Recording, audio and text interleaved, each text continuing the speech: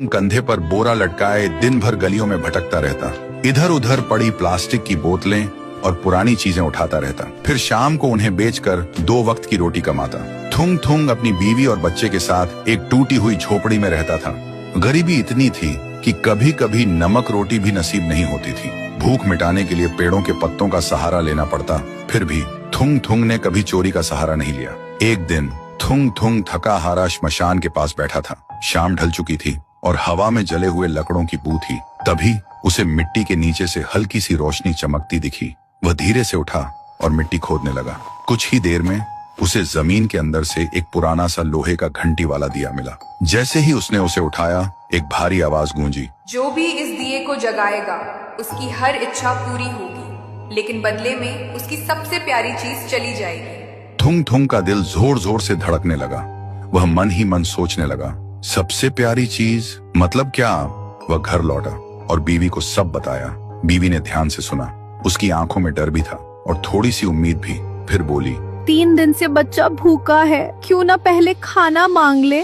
थुंग थुंग ने कांपते हाथों से दिया जलाया और धीरे से बोला, हे दिए, मेरे भूखे बच्चे के लिए अनाज दे दो, बस पेट भर खाना दे दो। अचानक पूरी झोपड़ी अनाज और रोटियों से भर गई। बीवी खुशी से रो पड़ी। लेकिन उसी रात थुंग थुंग ने देखा उसका बच्चा चुपचाप कोने में बैठा है और उसे पहचान नहीं रहा। सुबह तक बेटा उसका नाम भूल चुका था।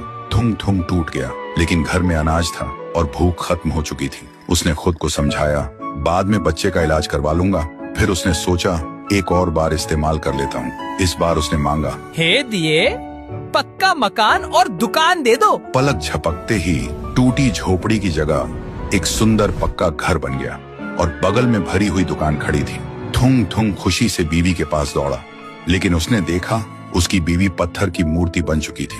थुंग थुंग चीखता रहा, रोता रहा और कोने में रखा वह दिया हंसता रहा, क्योंकि शर्त वही थी, हर बार सबसे प्यारी चीज खोना। अब थुंग थुंग के पास बड़ा घर था, पर वह पूरी तरह अकेला पड़ गया था। वह रोते हुए पत्थर बनी बीवी को गले लगाकर बोला, मुझे ये अमीरी जिंदगी नहीं चाहिए।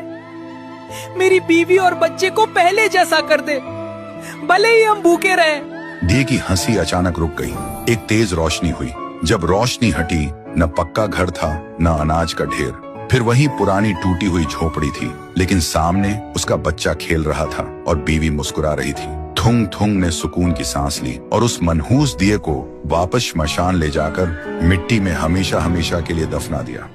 थुंग थुंग कंधे पर बोरा